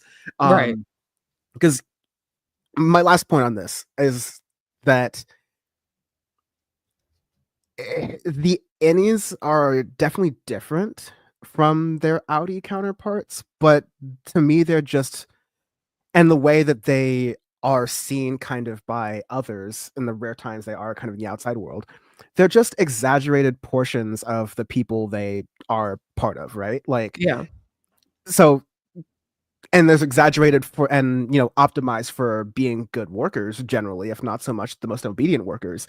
But because of that, like, okay, where does Helly come out in Helena?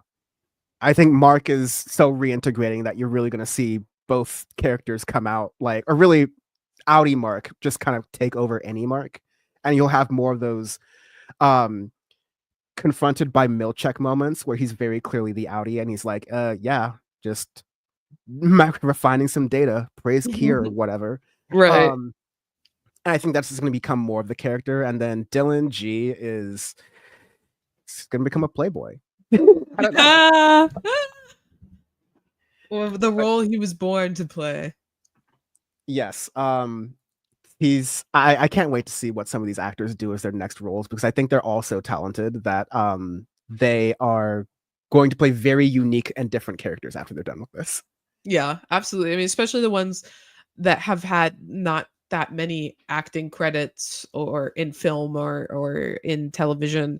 I'm sure this is going to open up, especially because the whole cast is so incredibly talented. I'm thinking of like Tremel Tillman and Britt Lauer, who weren't doing, I mean, I think he was on Broadway before, and she was doing some independent films, things that were released directly to YouTube, stuff like that, short films.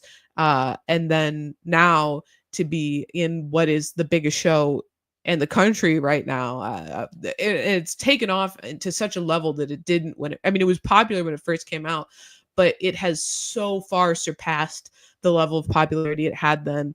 Part of me is wondering, will they take as long to make season 3?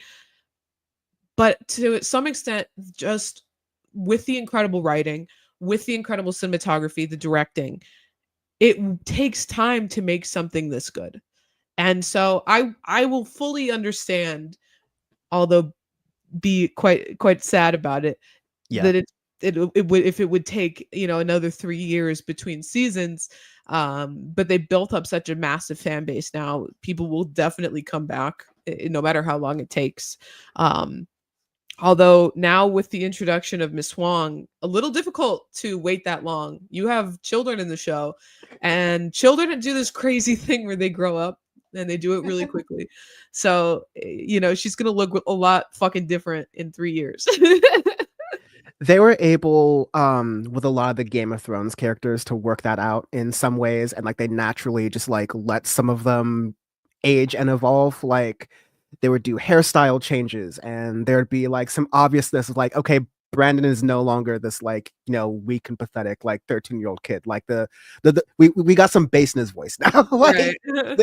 they'll, I think that'll happen. Kind of to that point, I think that we're likely to see some of those actors like in little comedy things here and there while the Severance team gets their shit together. But yeah, I don't want to rush perfection, and this show is very close to perfection.